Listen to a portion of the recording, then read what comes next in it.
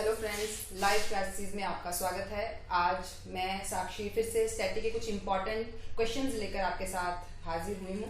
तो first question की तरफ चलते हैं। तो फर्स्ट क्वेश्चन है हमारा कि बिहू किस राज्य का नृत्य है। ऑप्शन रहेंगे आपके पास असम, सेकंड ऑप्शन है आपके पास केरल, थर्ड ऑप्शन है आपके पास बिहार और फोर्थ ऑप्शन है आपके पास आंध्र प्रदेश। तो बिहू किस राज्य का नृत्य है, ठीक है जी। तो बिहू जो है वो आपका आ जाएगा असम का नृत्य।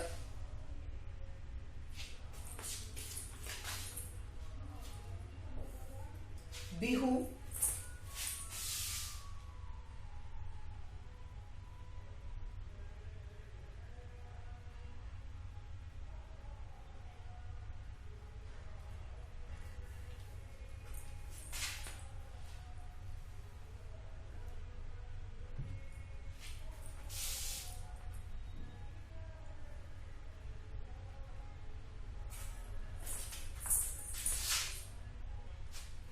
तो जो बिहू है ये आपका आ जाएगा कि बिहू नृत्य कहाँ का नृत्य है। तो बिहू जो है वो आ जाएगा आपके असम का नृत्य है। तो उसी तरह से केरल की अगर बात की जाए कि केरल का नृत्य कौन सा है, तो केरल का आ जाएगा कथकली और मोहिनी अट्टम, ठीक है। उसी तरह से अगर पूछा जाए कि आंध्र प्रदेश का नृत्य कौन सा है, तो कुचिपुड़ी। तो उसी तरह से अगर पूछा जाए बिहार का, तो बिहार का आ जाएगा झुमरी, ठीक है। और एक तमिलनाडु का अगर पूछा जाए तो भरतनाट्यम,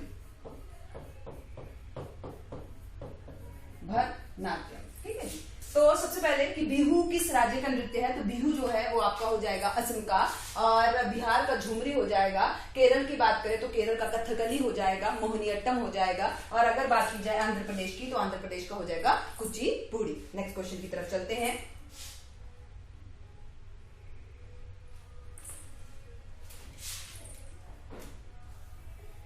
सेकेंड क्वेश्चन है आपका कि स्वराज हमारा जन्म सिद्ध अधिकार है और हम इसे लेकर ही रहेंगे, ये नारा जो है वो किसका है। तो आपके पास चार ऑप्शन है, लाला लाजपत राय, बाल गंगाधर तिलक, भारत छोड़ो और करो या मरो, ठीक है जी। तो स्वराज हमारा जन्म सिद्ध अधिकार है, ये नारा किसके द्वारा दिया गया था, तो ये आपके बाल गंगाधर तिलक के द्वारा दिया गया था। उसी तरह से अगर पूछा जाए कि लाला लाजपत राय के द्वारा कौन से नारे दिए गए हैं, तो लाला लाजपत राय की तरफ से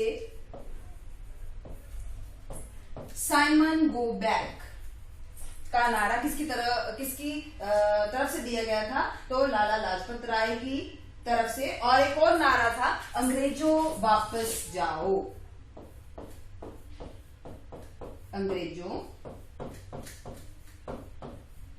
वापस जाओ, ये नारा भी किसके द्वारा दिया गया था, तो लाला लाजपत राय के द्वारा दिया गया था। उसी तरह से अगर पूछा जाए कि भारत छोड़ो जो नारा है वो किसके द्वारा दिया गया है, या फिर करो मरो का नारा किसके द्वारा दिया गया है, तो दोनों के दोनों ही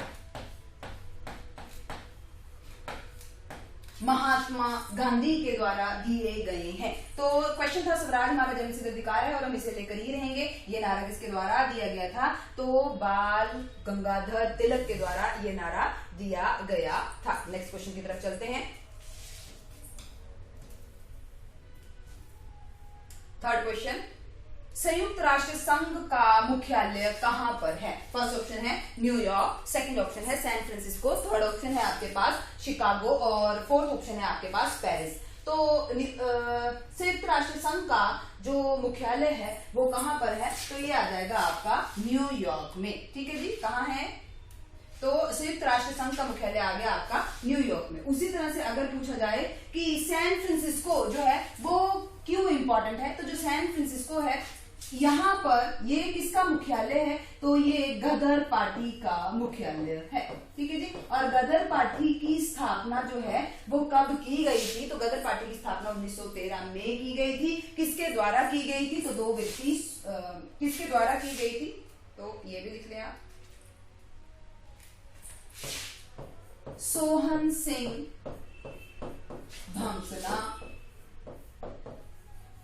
जो इंपॉर्टेंट पर्सन, लाला मनोहर दयाल, इनके द्वारा जो है वो गदर पार्टी की स्थापना कहाँ की गई थी? सैन फ्रांसिस्को में की गई थी। और अगर पूछा जाए सैन फ्रांसिस्को जगह कहाँ पड़ती है, तो ये जगह पड़ती है आपकी यूएसए में। और गदर पार्टी का मुख्यालय कहाँ था? तो ये था आपके सैन फ्रांसिस्को में। उसी तरह से शिकागो की अगर बात की जाए तो शिकागो से इंपॉर्टेंट जो कंटेंट है, जो इंपॉर्टेंट है इनसे संबंधित, वो है कि स्वामी विवेकानंदा शिकागो कब गए, है ना? तो स्वामी विवेकानंद जी जो हैं वो 1893 में शिकागो गए थे। क्यों? क्योंकि सनातन धर्म का प्रतिनिधित्व करने के लिए, सनातन धर्म का प्रतिनिधित्व करने के लिए स्वामी विवेकानंद जो हैं वो कहाँ गए थे? शिकागो गए थे। और स्वामी विवेकानंद का रियल नेम भी पूछ लिया जाता है। तो स्वामी विवेकानंद का जो असली नाम था, मूल नाम था, वो क्या था? नरेंद्र दत्त। ये क्वेश्चन भी इंपॉर्टेंट है, ठीक है जी।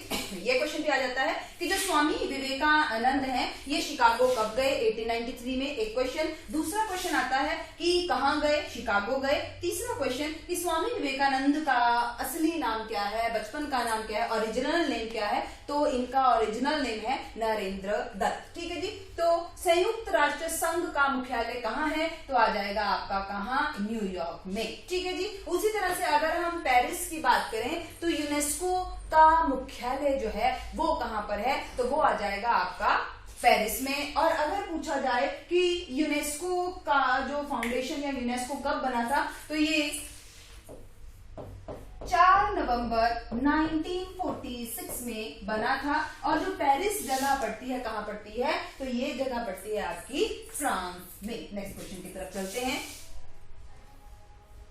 लैप्स नीति का आरंभ किसने किया था? ठीक है जी। तो लैप्स नीति का आरंभ कैनिंग ने किया था, वेलेजली ने किया था, डलहौजी ने किया था, या फिर विलियम बेंटिक के द्वारा किया गया था। तो डॉक्ट्राइन ऑफ लैप या लैप्स की नीति जो है वो किसने शुरू की थी? तो डलहौजी के द्वारा ये नीति शुरू की गई थी, ठीक है जी। इसी तरह से अगर हम कैनिंग की बात करें तो कैनिंग बहुत इंपॉर्टेंट हम ले सकते हैं इनको, क्योंकि कैनिंग के समय में 1856 में विधवा पुनर्विवाह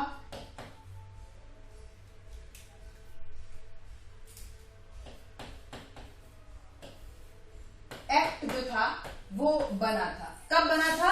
86 में। और इसी तरह से इसमें भारतीय का नाम पूछा जाए तो ईश्वर चंद्र विद्यासागर।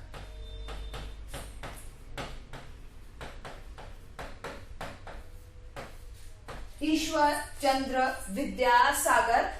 पूछा जाए कि विधवा पुनर्विवाह एक्ट कब बना? तो 1856 में। कौन वायसराय था? तो कैनिंग। और किस भारतीय ने इसमें बढ़ चढ़कर भाग लिया, किसने प्रयास किए? तो ईश्वर चंद्र विद्यासागर। नेक्स्ट चलते हैं वेलेजली, ठीक है जी। तो वेलेजली की अगर हम बात करें तो इन्होंने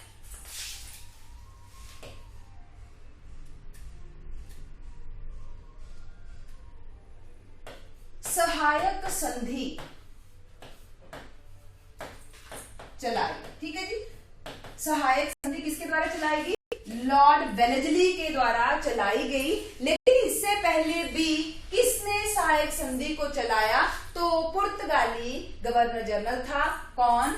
डुप्ले, जिसने सहायक नीति को चलाया था, ठीक है जी। डुप्ले हो गया। नेक्स्ट चलते हैं बेंटिक। अब विलियम बेंटिक क्यों इंपॉर्टेंट है? क्योंकि ये भारत का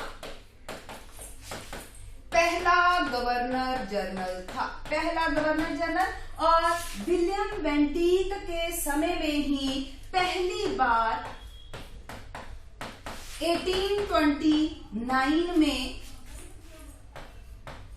सती प्रथा पर कानून बना था? भारतीय का नाम पूछा जाए तो राजा राम मोहन राय।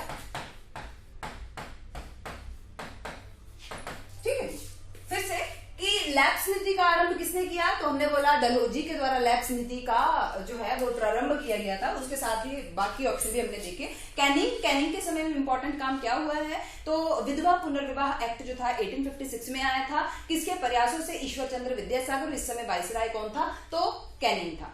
दूसरा हमने वेलेजली की बात की तो वेलेजली ने सहायक संधि जो है वो चलाई। इससे पहले भी सहायक संधि जो है वो चलाई गई थी। किसके द्वारा? डुप्ले के द्वारा जो है वो सहायक संधि चलाई गई थी। नेक्स्ट हमने बात की विलियम बेंटिक की। तो विलियम बेंटिक भी इंपॉर्टेंट है। क्यों? क्योंकि इनके समय में 1829 में भारत में पहली बार सती प्रथा के लिए कानून बना था और इसमें राजा राम मोहन राय का नाम भी यहाँ पर आता है कि इन्हीं के प्रयासों से ही सती प्रथा पर जो है वो कानून बना। ठीक है, नेक्स्ट क्वेश्चन की तरफ चलते हैं।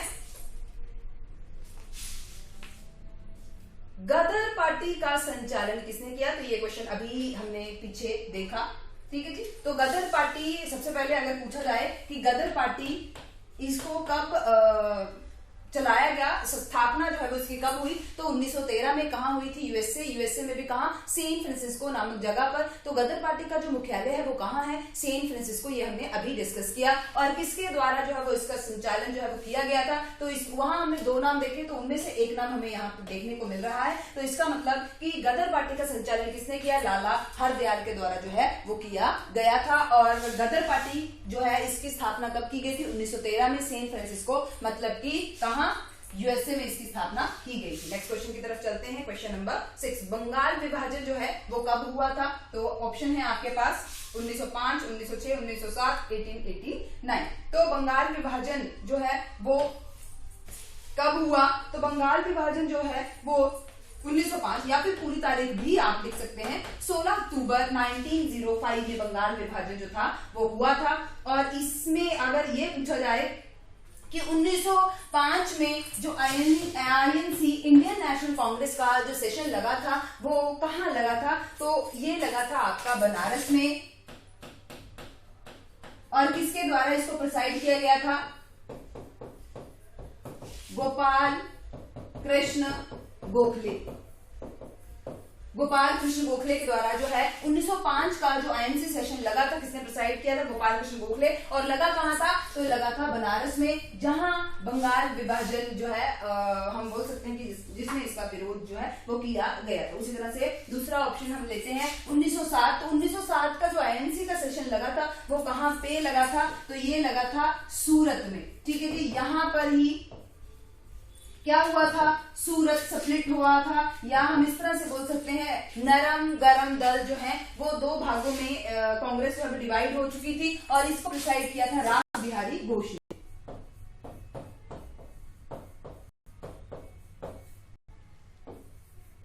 रास बिहारी घोष के द्वारा जो है वो इसको क्या किया गया था? प्रिसाइड किया गया था।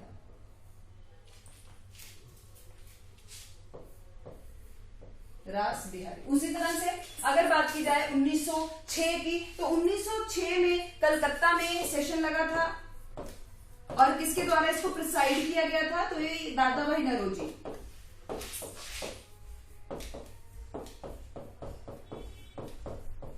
इस सेशन में इंपॉर्टेंट क्या हुआ था? स्वराज शब्द इंट्रोड्यूस किया गया था, पर इसमें स्वराज का कोई मीनिंग नहीं बताया गया था। 1889 की हम बात करें तो 1889 इंपॉर्टेंट क्यों है? क्योंकि यहां पर विमेन की फर्स्ट पार्टिसिपेशन देखने को मिली थी। Women first participation.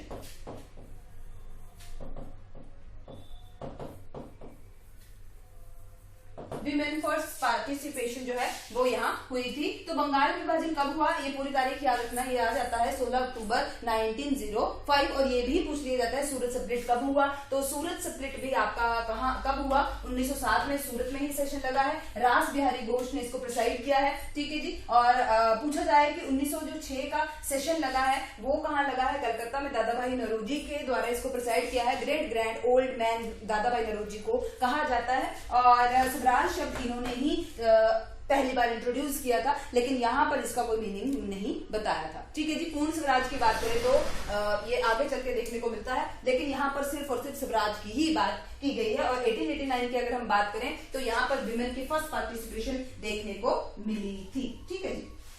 नेक्स्ट हम बात करेंगे, अगले क्वेश्चन की तरफ चलते हैं। नेक्स्ट क्वेश्चन है कि गर्मियों की क्रिसमस जो है वो कहां पर मनाई जाती है। ठीक है। तो फर्स्ट ऑप्शन है आपके पास इंग्लैंड, सेकंड ऑप्शन है आपके पास फ्रांस और थर्ड ऑप्शन है आपके पास ऑस्ट्रेलिया, फोर्थ ऑप्शन है आपके पास अमेरिका। ठीक है जी। तो गर्मियों की क्रिसमस जो है वो कहां मनाई जाती है? ऑस्ट्रेलिया में मनाई जाती है। ठीक है। गर्मियों की क्रिसमस जैसे मान लो कि ये हमारा पृथ्वी और ये हमारा है equator, equator in the sense भूमध्य रेखा 0 डिग्री पर। ठीक है जी। और यहाँ पर आगे हमारी कर्क रेखा 23.5 डिग्री नॉर्थ और 23.5 डिग्री साउथ में जो है वो हमारी आ जाती है मकर रेखा। ठीक है जी। तो हमें पता है 3 महीने का समय लेता है कर्क रेखा तक पहुंचने के लिए सूर्य, और 3 महीने का समय लेता है इक्वेटर पर आने के लिए सूर्य, और 3 महीने का ही समय लेता है कहां पर जाने के लिए सूर्य? साउथ हेमिस्फीयर में। ठीक है जी। सूर्य जो है वो इक्वेटर में 2 बार आता है। ठीक है जी। कब कब आता है? सबसे पहले तो यहाँ पे 21 मार्च को आता है। ठीक है जी। जब यहाँ पे 21 मार्च को आ गया तो 3 महीने का समय ये नॉर्थ सेशन में जाने को लेगा। तो जब नॉर्थ में पहुंच गया तो कौन सा महीना? मैंने बोला 3 महीने के बाद, तो मार्च, अप्रैल, मई, जून। तो जून के महीने में ये कहां पहुंच गया? ऊपर। ठीक है जी। और फिर ये 3 महीने के लिए नीचे आने को लेता है, तो जून, जुलाई, अगस्त, सितंबर। तो यहाँ पर 23 सितंबर को जो है वो यहाँ पहुंच जाता है। कहां पर? इक्वेटर पर पहुंचा है। कब कब? 21 मार्च और 23 सितंबर को। ठीक है जी।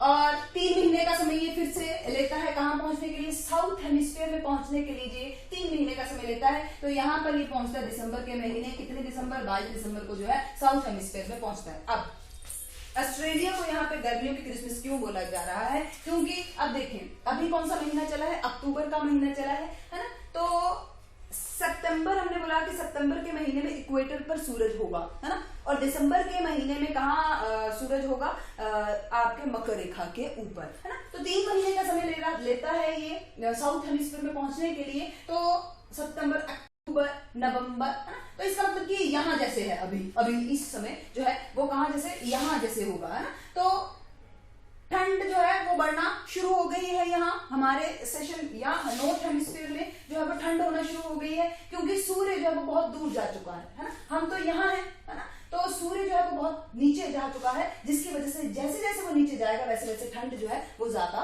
होती चली जाएगी। और जब ये दिसंबर के महीने में मकर रेखा पर पहुंच जाएगा, उस समय यहाँ नीचे बहुत ज्यादा गर्मी होगी और यहाँ पे बहुत ज्यादा ठंड, मतलब हमारे वाले रीजन में बहुत ज्यादा ठंड और यहाँ पर गर्मी। और जब 25 दिसंबर आएगी तो हमारे यहाँ बहुत ठंड होगी और यहाँ पर बहुत ज्यादा गर्मी होगी। तो उसी तरह से जैसे ये नॉर्थ अमेरिका है, ये साउथ अमेरिका है, ये ऑस्ट्रेलिया है, यूरेशिया है, या यहाँ ऑस्ट्रेलिया है। तो ऑस्ट्रेलिया सबसे नीचे है, हम तो यहाँ जैसे रह गए हैं ना। तो यहाँ पर जो है जब सूर्य पहुंचता है मकर रेखा के ऊपर तो वहां पर गर्मी ऑब्वियसली बहुत ज्यादा होगी, है ना। तो इसीलिए ऑस्ट्रेलिया नीचे है, तो ऑस्ट्रेलिया में गर्मियों की क्रिसमस मनाई जाती है। तो ये थोड़ा सा इसका ऐसा लॉजिक है। ठीक है। नेक्स्ट चलते हैं।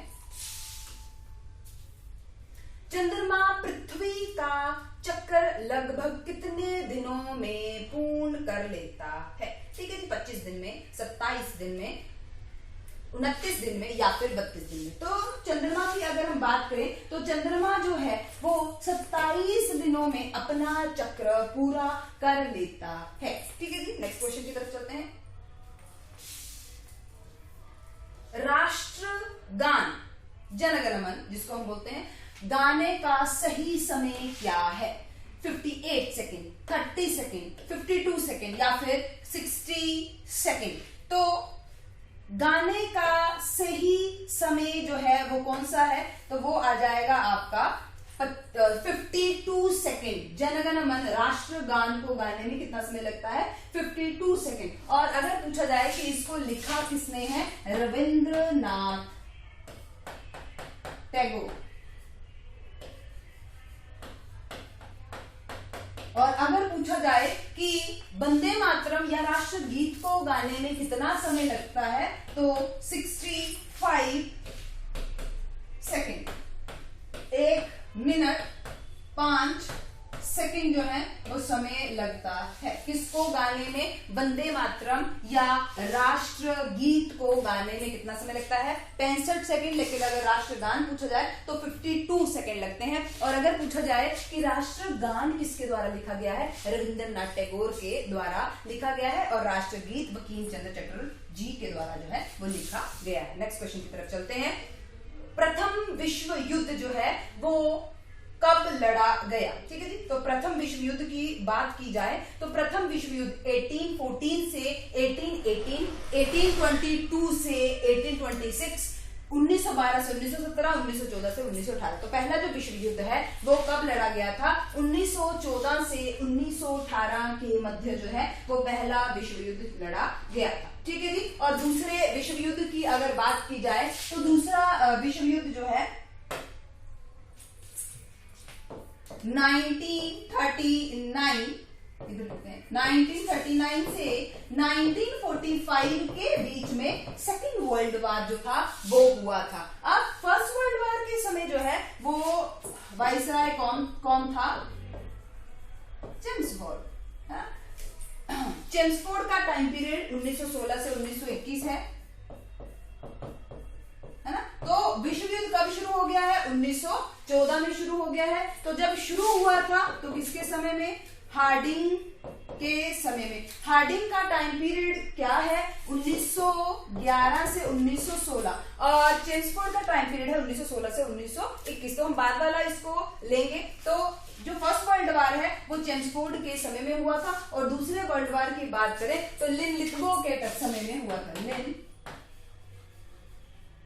लिथगो के समय में दूसरा विश्व युद्ध 1939 से 1945 के बीच में हुआ था। ठीक है जी। नेक्स्ट चलते हैं। पहाड़ी गांधी कौन था?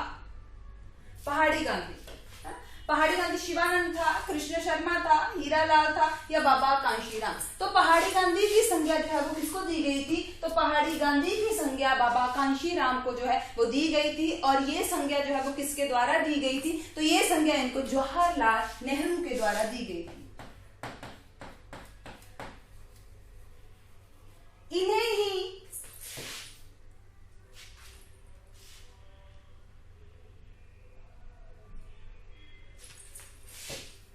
पहाड़ा दा बुलबुल भी कहा जाता है। किन्हें? बाबा कांशीराम को। और ये संज्ञा इनको किसके द्वारा दी गई?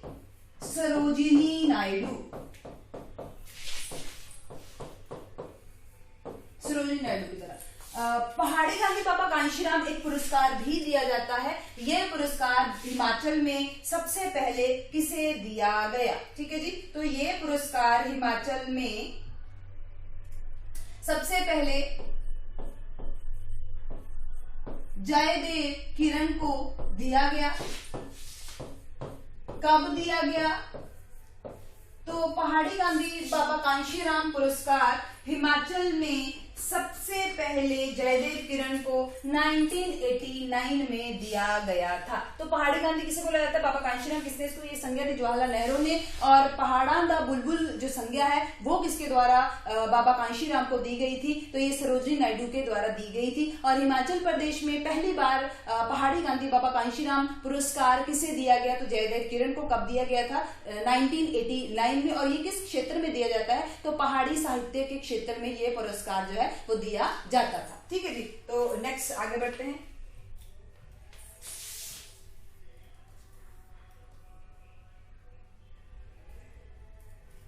हिमाचल प्रदेश में सबसे अधिक वर्षा जो है वो कहाँ होती है? शिमला में होती है, बिलासपुर में होती है, धर्मशाला में होती है या फिर कुल्लू में होती है। ठीक है जी। तो हिमाचल में सबसे अधिक वर्षा जो है वो कहाँ होती है? धर्मशाला में सबसे ज्यादा वर्षा होती है। और अगर पूछा जाए कि भारत में सबसे ज्यादा बारिश कहाँ होती है? तो मासिनराम में। विश्व में भी सबसे ज्यादा बारिश पूछी जाए तब वो भी मासिनराम ही आता है। ठीक है जी। नेक्स्ट क्वेश्चन की तरफ चलते हैं। सिक्किम की राजधानी क्या है? तो 4 ऑप्शन है आपके पास। फर्स्ट ऑप्शन है आपके पास दिसपुर, सेकंड ऑप्शन है आपके पास शिलोंग, गंगटोक और कोहिमा। तो सिक्किम की राजधानी क्या है? सिक्किम की राजधानी आ जाएगी आपके पास गंगटोक। तो दिसपुर किसकी राजधानी है? दिसपुर आ जाएगी असम की। ठीक है जी। शिलोंग की बात की जाए तो शिलोंग किसकी राजधानी है? तो ये आ जाएगी आपकी मेघालय की। और उसी तरह से अगर पूछा जाए कि कोहिमा किसकी राजधानी है, तो कोहिमा जो है वो आ जाएगी आपकी नागालैंड। ठीक है जी। तो सिक्किम की राजधानी का नाम गंगटोक है। नेक्स्ट क्वेश्चन की तरफ चलते हैं। साइमन कमीशन जो है ये भारत कब आया? ठीक है जी। तो 4 ऑप्शन है, 1945 में, 1857 में,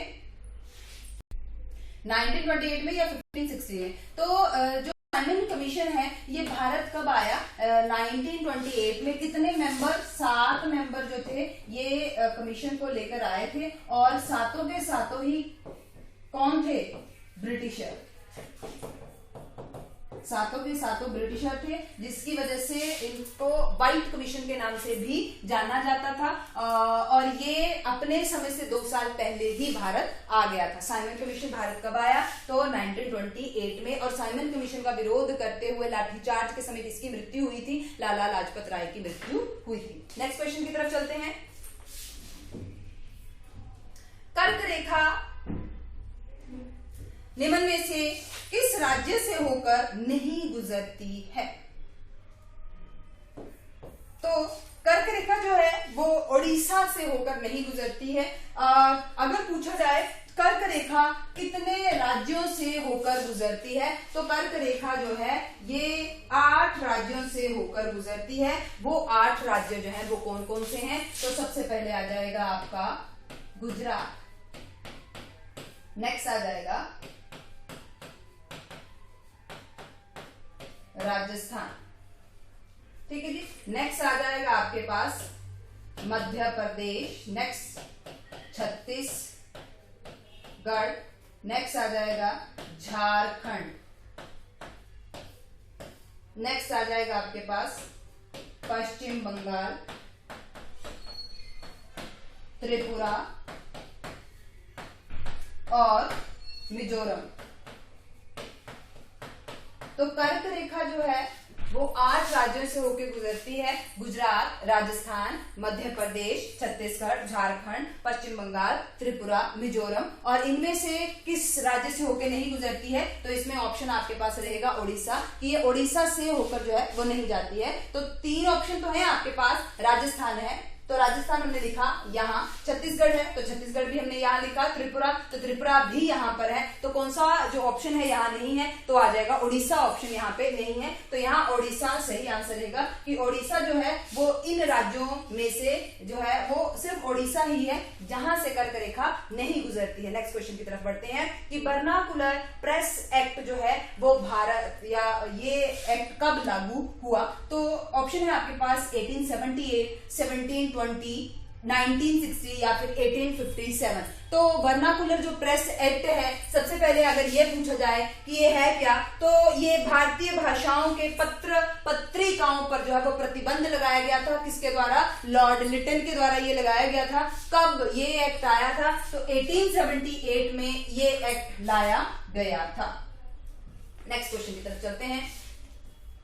निम्नलिखित में से कौन सा वेद सबसे पुराना वेद है? सामवेद, ऋग्वेद, यजुर्वेद, अथर्ववेद। तो निम्नलिखित में से सबसे पुराना वेद अगर पूछा जाए तो आ जाएगा आपके पास ऋग्वेद। ये सबसे पुराना वेद है, सबसे बड़ा वेद है। पूछा जाए कि यहाँ जो ऋग्वेद है इसमें कितने मंडल या कितने सूक्त हैं? तो 1028 सूक्त हैं और इसमें 10 मंडल हैं।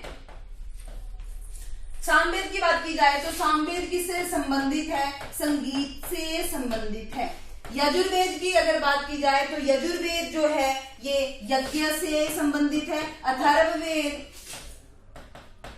आयुर्वेद से संबंधित है। ठीक है जी। तो निम्नलिखित में से कौन सा वेद सबसे पुराना है? तो सबसे पुराना, सबसे बड़ा ऋग्वेद। नेक्स्ट क्वेश्चन की तरफ चलते हैं कि हिमाचल प्रदेश का एरिया, क्षेत्रफल है वो कितना है? तो हिमाचल प्रदेश का एरिया है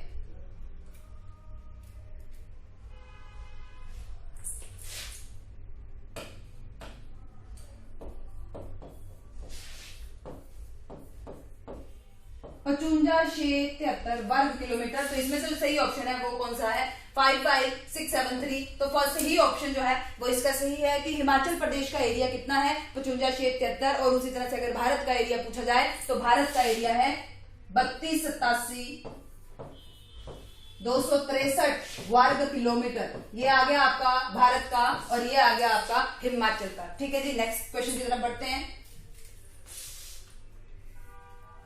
हिमाचल प्रदेश का गठन जो है वो कब हुआ? तो 4 ऑप्शन है आपके पास। 15 अप्रैल 1948, 24 जनवरी 1950, थर्ड ऑप्शन है आपके पास 1 अप्रैल 1954, 1 नवंबर 1966। ठीक है जी, तो इनमें से हिमाचल प्रदेश का जो गठन है वो कब हुआ था? तो हिमाचल प्रदेश का गठन 15 अप्रैल 1948 को हुआ था। जब गठन हुआ था उस समय हिमाचल प्रदेश के कितने जिले थे?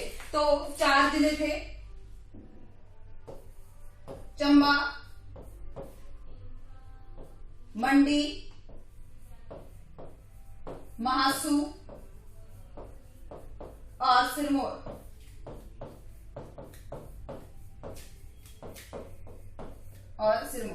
गठन के समय कितने जिले थे? तो गठन के समय 4 जिले थे और उस समय हिमाचल प्रदेश का एरिया कितना था? 27,018 किलोमीटर स्क्वायर। ठीक है जी, तो जब गठन हुआ 1948 में तो उस समय हिमाचल के 4 जिले और कितना एरिया था? 27,018। तो 4 जिलों को मिलाकर 30 पहाड़ी रियासतों को के साथ हिमाचल प्रदेश जो है वो अस्तित्व में आया था। उसी तरह से अगर पूछा जाए कि पूर्ण राज्य का दर्जा हिमाचल प्रदेश को कब दिया गया, तो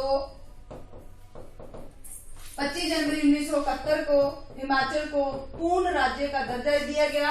और उस समय जो प्रधानमंत्री थी, भारत की पहली महिला प्रधानमंत्री इंदिरा गांधी के द्वारा हिमाचल प्रदेश को 18वां राज्य जो है वो शिमला के रिज मैदान से घोषित किया गया था। ठीक है जी, तो हिमाचल प्रदेश का गठन 15 अप्रैल 1948 को हुआ था।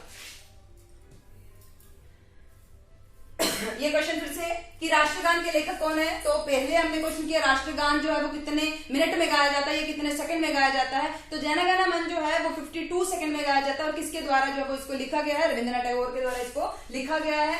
और ये क्वेश्चन हमने कर लिया है। ठीक है, तो यहाँ हम इसको ज्यादा इलैबोरेट नहीं करेंगे। और बंकिम चंद्र चटर्जी की बात की जाए तो राष्ट्रगीत पूछा जाता तो बंकिम चंद्र चटर्जी के द्वारा जो है वो लिखा गया। और कितने समय में इसको गाया जाता है? 65 सेकंड में इसको जो है वो गाया जाता है, 65 सेकंड। नेक्स्ट है हिमाचल में झांसी की रानी पुरस्कार या झांसी की रानी लक्ष्मीबाई स्त्री शक्ति पुरस्कार किसे प्राप्त है? तो गंभीरी देवी को, सीता देसाई को, सुमन रावत को या फिर किंकरी देवी को। तो इसका जो सही आंसर रहेगा वो रहेगा आपका किंकरी देवी। ठीक है जी, अब किंकरी देवी से संबंधित जो क्वेश्चन कि इन किंकरी देवी को ये पुरस्कार जो है वो कब दिया गया था? तो किंकरी देवी को झांसी की रानी लक्ष्मीबाई पुरस्कार दिया गया 1999 में। ठीक है जी, क्यों दिया गया? अवैध खनन के रुकाव के लिए इन्होंने पहली बार जो है वो पिल दायर की थी। PIL in the sense public interest litigation. PIL दायर की इन्होंने पब्लिक इंटरेस्ट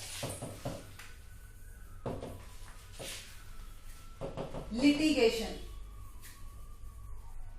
ठीक है जी, इन्होंने पहली बार जो है ये पिल जो है वो दायर की, कब की थी? 1995 में। और 1995 में जो है जब इन्होंने 1987 में इन्होंने ये पिल दायर की थी। इनको करेक्ट कर लें। हिमाचल में सबसे पहले पिल जो है किंकरी देवी के द्वारा कब? 1987 में जो है वो दायर की गई। और 1991 में यह आदेश दे दिया गया कि जो खनन जो हो रहा है, अवैध खनन हो रहा है, उसको रोक दिया जाए। तो इसके लिए इन्हें एक सम्मान दिया गया 1999 में, जिसका नाम था झांसी की रानी लक्ष्मीबाई स्त्री शक्ति पुरस्कार, जो किंकरी देवी को मिला था। फिर से एक बार कि किंकरी देवी एक ऐसी महिला जिन्होंने हिमाचल से जो है पिल दायर की थी 1987 में। और इस पर कब रोक लगाई गई? 1991 में रोक लगा दी गई। और इसी को प्रोत्साहित करने के लिए इनको जो है 1999 में झांसी की रानी पुरस्कार जो है वो सम्मानित इनको किया गया था। नेक्स्ट क्वेश्चन की तरफ चलते हैं। विटामिन ए किस बीमारी की कमी से होता है? ठीक है जी, तो बालों का गिरना, सेकंड ऑप्शन है दस्त लगना, थर्ड ऑप्शन है रतौंधी या फिर कमजोरी। तो विटामिन ए की कमी से रतौंधी, नाइट ब्लाइंडनेस जो है वो होती है। ठीक है, ये बहुत इंपॉर्टेंट क्वेश्चन है, काफी बार ये पूछा गया है। ठीक है, तो नेक्स्ट क्वेश्चन की तरफ चलते हैं।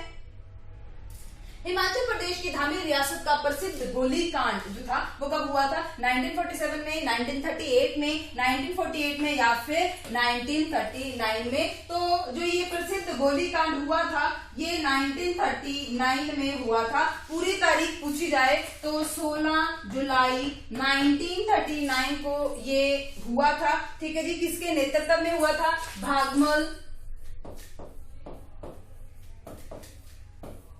सोठा के नेतृत्व में धामी गोलीकांड हुआ था। ठीक है जी, तो याद रखना कब हुआ था? 1939 में ये हुआ था। बहुत इंपॉर्टेंट क्वेश्चन था, इसमें 2 व्यक्ति जो थे वो मारे गए थे।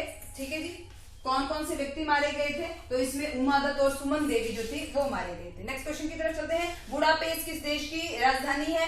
हंगरी, इंडोनेशिया, हेती या फिर बुल्गारिया। तो बुडापेस्ट जो है वो किसकी राजधानी है? बुडापेस्ट हंगरी की राजधानी है। इंडोनेशिया की बात करें तो इंडोनेशिया जकार्ता। ठीक है जी। बुल्गारिया की अगर पूछी जाए तो बुल्गारिया की आ जाएगी सोफिया। उसी तरह से हेती की अगर पूछी जाए तो पोर्ट ऑउ प्रिंस। ठीक है जी, तो बुडापेस्ट किसकी राजधानी है? तो बुडापेस्ट जो है ये आ जाएगी हंगरी की राजधानी। नेक्स्ट चलते हैं। इंदिरा पॉइंट कहाँ स्थित है? लक्षद्वीप में है, दमन द्वीप में है, तमिलनाडु में है या फिर अंडमान निकोबार में है। तो जो इंदिरा पॉइंट है ये आ जाता है आपके अंडमान निकोबार में, है ना। तो अगर इंदिरा कोल पूछा जाता तो कहाँ आना था? तब ऑप्शन कुछ और तरीके से होने थे कि ऊपर इस तरह से पूर्व, पश्चिम, उत्तर, दक्षिण, है ना। तो दक्षिण में आ जाता आपका क्या? इंदिरा पॉइंट। ठीक है जी, और उत्तर में पूछा जाता तो आ जाना था इंदिरा कोल। तो यहां इंदिरा पॉइंट पूछा गया है तो इंदिरा पॉइंट आ जाता आपके अंडमान निकोबार में। नेक्स्ट चलते हैं। होमो सेपियंस क्या है? तो होमो सेपियंस मानव है, पशु है, चिंपांजी है या फिर इनमें से कोई नहीं। तो होमो सेपियंस जो है वो मानव की ही प्रजाति है। नेक्स्ट चलते हैं।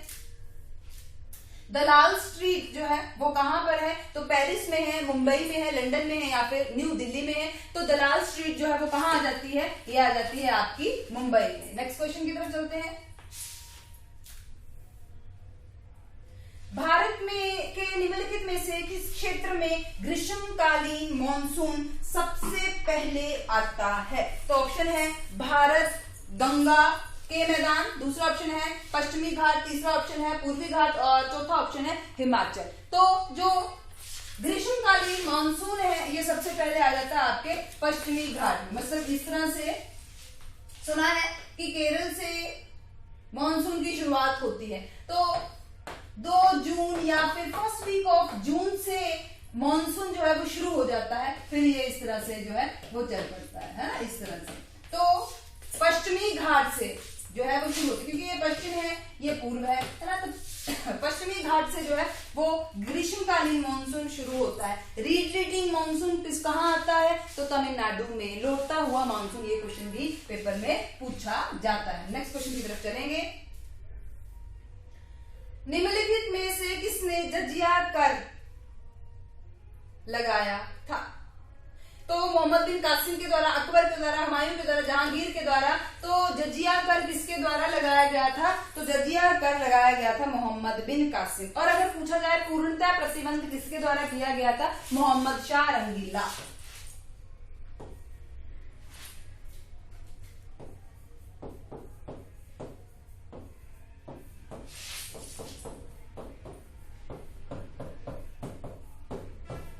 प्रतिबंध रोका किसके द्वारा गया, तो मोहम्मद शाह रंगीला। लेकिन अगर पूछा जाए कि किसके द्वारा जो है वो लगाया गया था, मोहम्मद बिन कासिम के द्वारा लगाया गया था। उसी तरह से हुमायूं की बात की जाए तो हुमायूं के समय में एक हुआ है चौसा का युद्ध, है ना। तो चौसा का युद्ध जो है वो कब हुआ था, तो चौसा का युद्ध हुआ था 1539 में। किन के बीच में हुआ था, हुमायूं और शेर खां के बीच में, जिसमें हुमायूं जो है वो हार जाता है और शेर खां जीत जाता है। इसी के समय मतलब हुमायूं के समय में एक और इंपॉर्टेंट युद्ध हुआ है जिसका नाम है कन्नौज या बिलग्राम का युद्ध। ये कब हुआ है, तो ये हुआ है 1540 में। इसमें भी हुमायूं जो है वो हार जाता है और शेरशाह जो है, शेर खान जो है वो जीत जाता है। नेक्स्ट हम बात करेंगे 1555 में सरहिंद का युद्ध, ठीक है जी। इसमें जो है वो हुमायूं जीत जाता है और जल्द ही इन द सेंस 1556 में दीन पनाह में इसने एक पुस्तकालय का निर्माण करवाया होता है। तो 1556 में दीन पनाह में मतलब जो लाइब्रेरी थी, पुस्तकालय था, वहां सीढ़ियों से गिरकर जो है वो इसकी मृत्यु हो गई थी, ठीक है जी। तो ये कुछ एक इंपॉर्टेंट था हुमायूं के समय में। उसी तरह से अगर हम अकबर की बात करें तो अकबर के समय में पानीपत का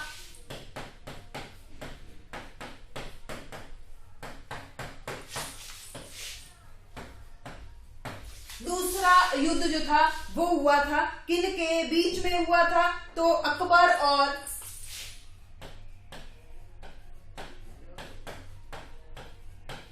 हेमू के बीच में हुआ था, जिसमें अकबर की जीत होती है और हेमू इसमें हार जाता है। और अगर पूछा जाए कि ये युद्ध कब हुआ था, तो 1556 में ये युद्ध हुआ था, ठीक है जी। और अकबर के समय में इंपॉर्टेंट कार्य क्या हुआ है, तो 1576 में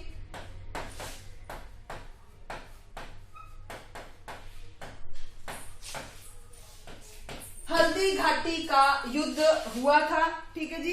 किन के बीच में हुआ था, मेवाड़ के शासक थे महाराणा प्रताप और अकबर।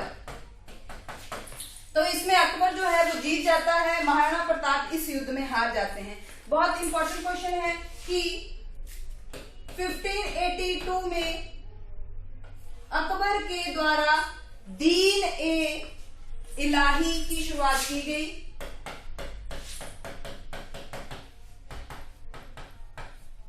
दीन ए इलाही की शुरुआत 1582 में अकबर के द्वारा जो है वो इसकी शुरुआत की गई थी। नेक्स्ट जहांगीर की अगर बात की जाए तो जहांगीर ने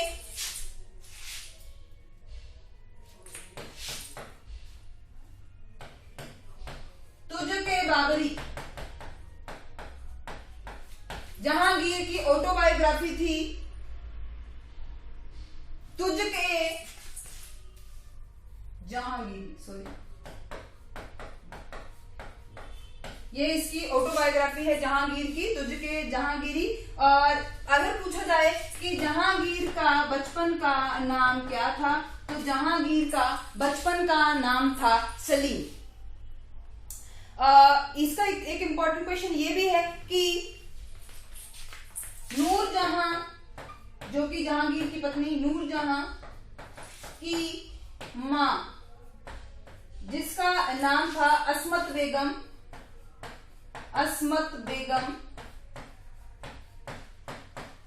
उन्होंने गुलाब के इत्र की खोज की थी। ये भी इंपॉर्टेंट क्वेश्चन। और जहांगीर नूरजहां के साथ हिमाचल कब आए, 1622 ईस्वी में।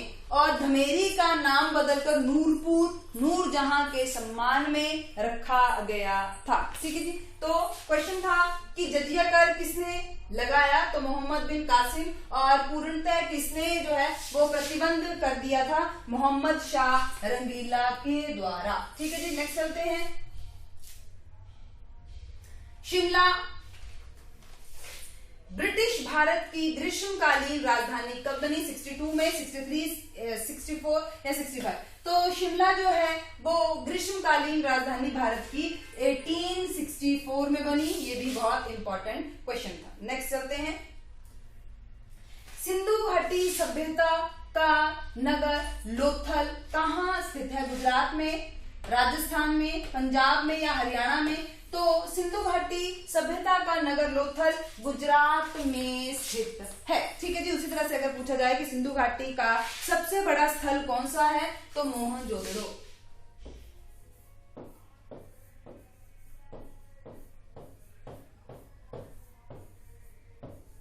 और अगर भारत का पूछा जाए तो राखीगढ़ी। ठीक है जी।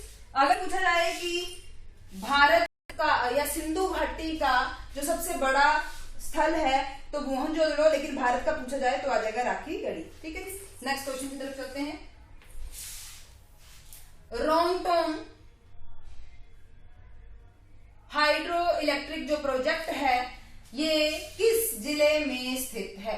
ठीक है जी। तो लाहौल स्पीति में है, किन्नौर में है, शिमला में है या फिर मंडी में है? तो रोंगटोंग जल विद्युत परियोजना हिमाचल प्रदेश के किस जिले में है? तो ये आ जाएगा आपके लाहौल स्पीति में। रोंगटोंग जो जल विद्युत परियोजना है ये हिमाचल सरकार के द्वारा जनजातीय लोगों के उत्थान के लिए ये जो है वो परियोजना बनाई गई थी। कितने मेगावाट की? 2 मेगावाट की ये परियोजना है। नेक्स्ट चलते हैं। और हिमाचल की सबसे छोटी जो परियोजना है वो कौन सी है? रुकटी परियोजना 1.5 मेगावाट की। और उससे छोटी मतलब उससे अगर वो ऑप्शन में ना हो तब जो है वो रोंगटोंग परियोजना आएगी, क्योंकि ये 2 मेगावाट की है और रुकटी जो है वो 1.5 मेगावाट की है। ठीक है। नेक्स्ट चलते हैं। लेडी ऑफ केलोंग क्या है? ग्लेशियर है, शहर है, सड़क है या फिर औरत है? तो लेडी ऑफ केलोंग एक ग्लेशियर है। नेक्स्ट चलते हैं। भूरी सिंह संग्रहालय हिमाचल प्रदेश के किस जिले में स्थित है? तो ऑप्शन है आपके पास कांगड़ा में, कुल्लू में, हमीरपुर में, चंबा में। तो भूरी सिंह जो संग्रहालय है ये कहाँ पर है? तो ये आ जाएगा आपका चंबा में। कब इसको बनाया गया था? तो 1908 में इसको बनाया गया था। उसी तरह से अगर पूछा जाए कि शोभा सिंह जो संग्रहालय है वो कहाँ पर है, तो वो आ जाएगा आपका अंद्रेटा में। तो भूरी सिंह संग्रहालय कहां पर है? तो ये आ जाएगा चंबा में। नेक्स्ट क्वेश्चन की तरफ चलते हैं। गांधी जी के राजनीतिक गुरु कौन थे? गोपाल कृष्ण गोखले, दादा भाई नौरोजी, गंगाधर तिलक और लाला लाजपत राय। तो गांधी जी के राजनीतिक गुरु, तो गांधी जी के राजनीतिक गुरु थे गोपाल कृष्ण गोखले। लेकिन अगर गांधी जी के आध्यात्मिक गुरु पूछे जाएं तो वो आ जाएंगे आपके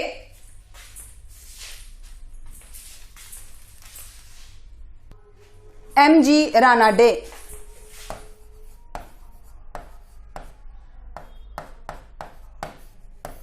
एमजी रानाडे आध्यात्मिक पूछे जाएं तो एमजी रानाडे, लेकिन अगर राजनीतिक गुरु पूछे जाएं तो आ जाएंगे गोपाल कृष्ण गोखले। ठीक है जी। नेक्स्ट हम बात करेंगे हिंदू और मुसलमान। नेक्स्ट क्वेश्चन की तरफ चलते हैं। हिंदू और मुसलमान एक सुंदर वधू की 2 आंखें हैं, ये शब्द किसके द्वारा कहे गए हैं? तो ऑप्शन है आपके पास Sir Syed Ahmad Khan, B option है आपके पास मोहम्मद अली सिन्हा, सी ऑप्शन है आपके पास महात्मा गांधी, 4th ऑप्शन है आपके पास रविंद्रनाथ टैगोर। तो हिंदू मुसलमान एक सुंदर वधू की 2 आंखें हैं, ये शब्द किसके द्वारा कहे गए हैं? तो ये शब्द जो है वो सर सैयद अहमद खान के द्वारा कहे गए थे। ठीक है जी। नेक्स्ट क्वेश्चन की तरफ बढ़ते हैं।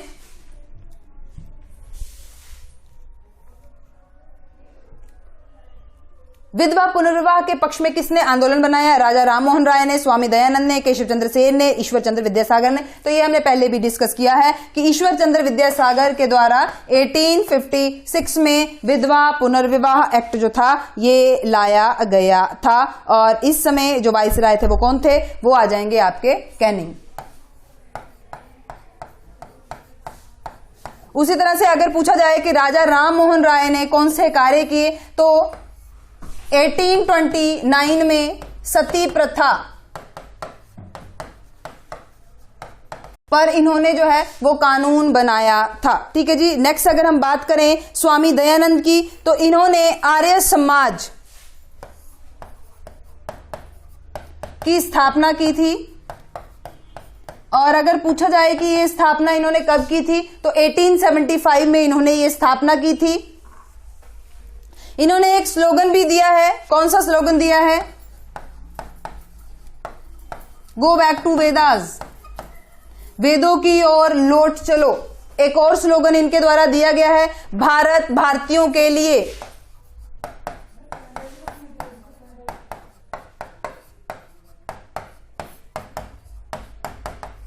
ये भी स्लोगन जो है वो किसके द्वारा दिया गया है? तो ये स्लोगन भी स्वामी दयानंद के द्वारा दिया गया है। और इनके द्वारा एक बुक लिखी गई थी, सत्यार्थ प्रकाश। सत्यार्थ प्रकाश बुक इनके द्वारा ही लिखी गई है। नेक्स्ट करेंगे केशव चंद्र विद्यासागर। तो इन्होंने ब्रह्म समाज ऑफ इंडिया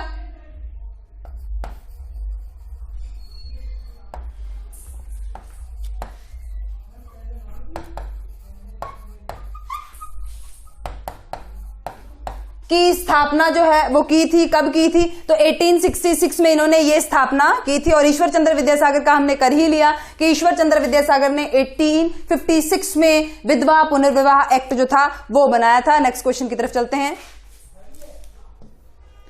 भोपाल गैस त्रासदी जो है वो कब हुई थी? तो भोपाल गैस त्रासदी के ऑप्शन है आपके पास 31 दिसंबर 1984, 25 दिसंबर 1983, 3 दिसंबर 1984, 3 दिसंबर 1985। ठीक है जी। तो भोपाल गैस त्रासदी जो है वो कब हुई थी? 3 दिसंबर 1984 को हुई थी। और कौन सी गैस के चलते हुई थी? मिथाइल आइसोसाइनाइड के चलते जो है ये गैस त्रासदी हुई थी। ठीक है जी। तो ये भी क्वेश्चन बहुत बार जो है वो आता है। नेक्स्ट चलते हैं। अशोक ने बुद्ध धर्म के प्रचार के लिए श्रीलंका में किसको भेजा? है ना। तो ऑप्शन है आपके पास अश्वघोष को, मोगली पुत्र शिष्य को, वासुमित्र को, या संघमित्रा और महेंद्र को। तो अशोक ने बौद्ध धर्म के प्रचार के लिए श्रीलंका में संघमित्रा और महेंद्र को भेजा था। ठीक है जी। नेक्स्ट क्वेश्चन की तरफ चलते हैं। भारत संप्रभुता का स्रोत है राष्ट्रपति, प्रधानमंत्री, भारत के लोग या प्रस्तावना? तो भारतीय संप्रभुता का स्रोत क्या है? भारत के लोग। ये हमारी प्रस्तावना में भी लिखा गया है। नेक्स्ट क्वेश्चन की तरफ चलते हैं। कांगड़ा शैली का मुख्य विषय क्या है? युद्ध है, श्री कृष्ण और राधा है, राज दरबार है, या फिर प्राकृतिक सौंदर्य है? तो इसका जो मुख्य हम बोल सकते हैं विषय है वो कौन सा है? श्री कृष्ण और राधा।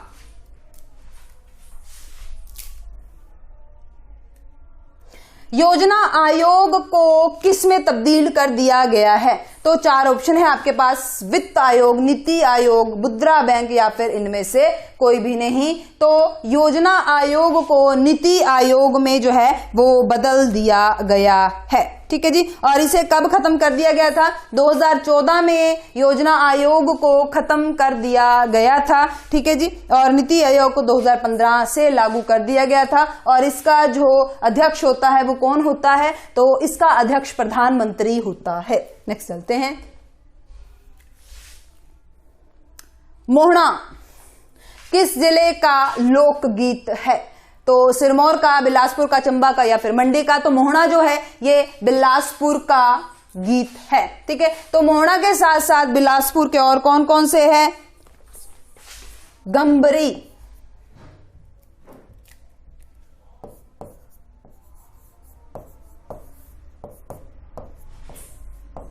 झंझुट्टी,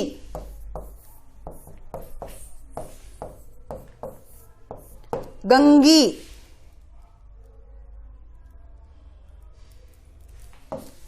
और बाली। ये सारे के सारे बिलासपुर के लोकगीत हैं। ठीक है जी। उसी तरह से सिरमौर की अगर बात की जाए तो सिरमौर में गीत की बात की जाए तो सिरमौर में कोई गीत नहीं। चंबा में बात की जाए तो बहुत से हैं। कौन कौन से? फुलमू रांझू,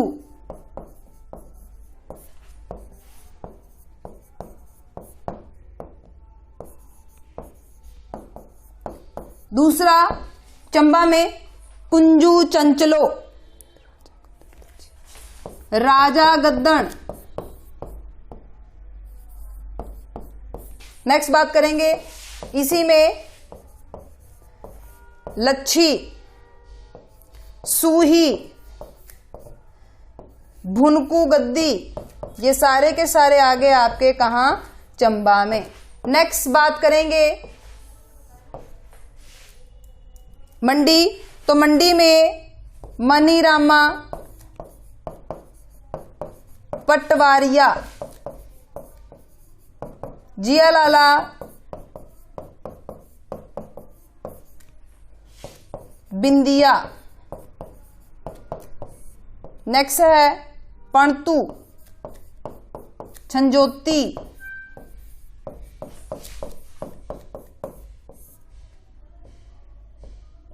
ठीक है। तो ये कुछ एक मंडी के थे। बिलासपुर के मोहना तो है ही है, गंभरी भी है, झंझूटी भी है, गंगी भी है, बाली भी है।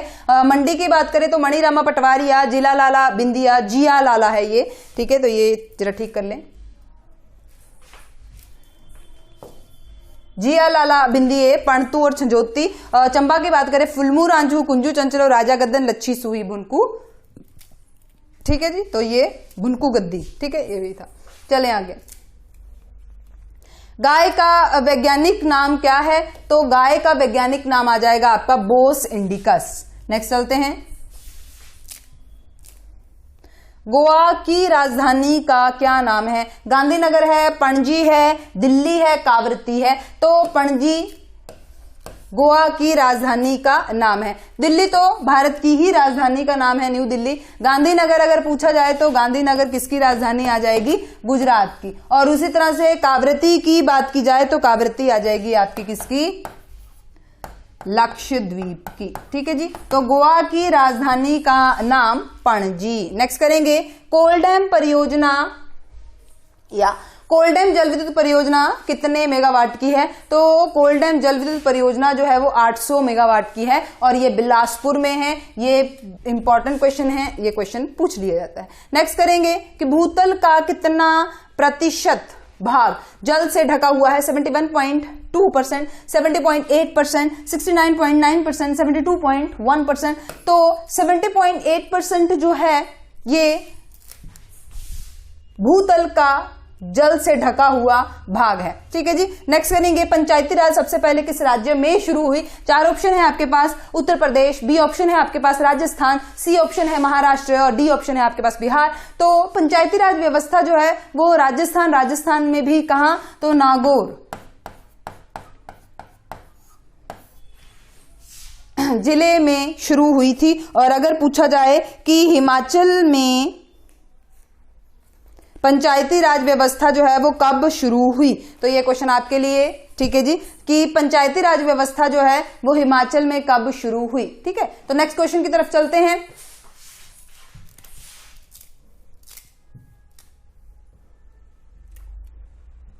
महात्मा गांधी को राष्ट्रपिता से किसने संबोधित किया था? जवाहरलाल नेहरू जी के द्वारा, सरदार वल्लभ पटेल, राजगोपालाचारी या फिर सुभाष चंद्र बोस के द्वारा।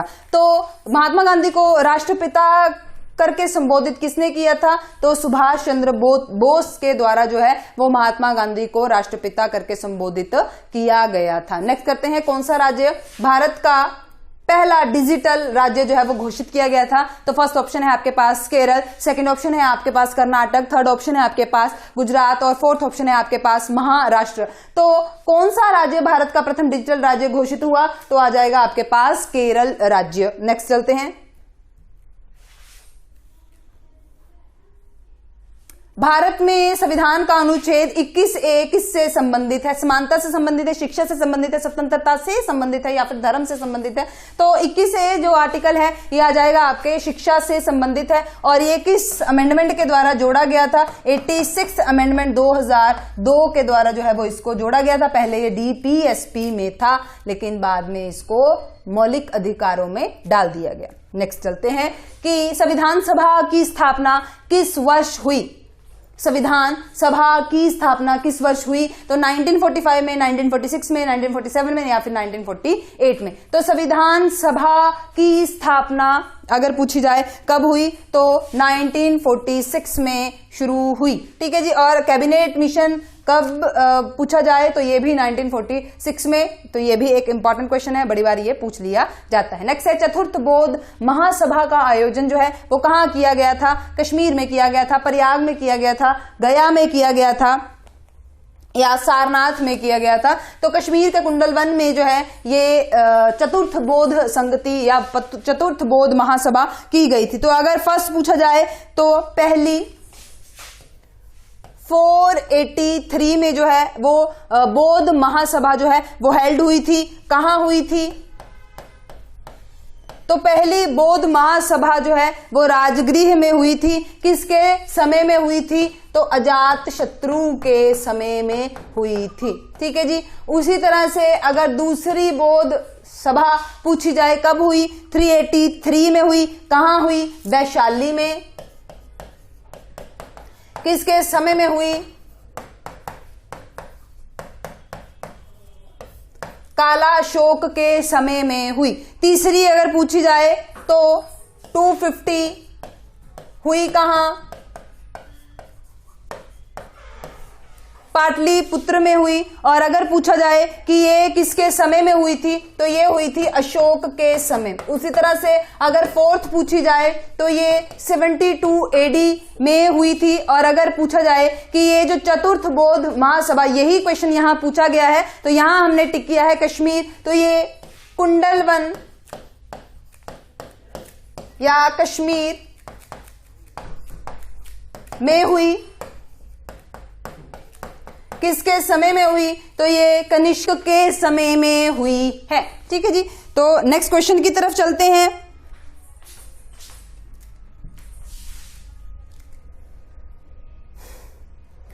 पश्चिम बंगाल का शोक किस नदी को कहा जाता है? दामोदर को कहा जाता है, हुगली को कहा जाता है, कोसी को कहा जाता है या फिर इनमें से किसी को नहीं। तो पश्चिम बंगाल का शोक जो है वो किसे कहा जाता है? दामोदर नदी को कहा जाता है। ठीक है जी। कोसी की बात की जाए तो बिहार का शोक आ जाता है। स्वां अगर पूछा जाए तो हिमाचल या फिर उन्ना का। और अगर चीन की पूछी जाए, चीन का शोक क्या है? तो हुआंगहो नदी। तो पश्चिम बंगाल का शोक आ जाएगा दामोदर, बिहार का शोक आ जाएगा कोसी। कलकत्ता हुगली नदी के किनारे है, ये क्वेश्चन भी आ जाता है। नेक्स्ट चलते हैं। बनारस हिंदू विश्वविद्यालय की स्थापना किसके द्वारा की गई थी? महात्मा गांधी के द्वारा, मदन मोहन मालवीय के द्वारा, जवाहरलाल नेहरू के द्वारा या फिर मोतीलाल नेहरू के द्वारा ये स्थापना जो है वो की गई। तो बनारस हिंदू विश्वविद्यालय की स्थापना जो है वो मदन मोहन मालवीय के द्वारा जो है वो की गई थी। और ये स्थापना कब की गई थी? 1916 में ये स्थापना की गई थी।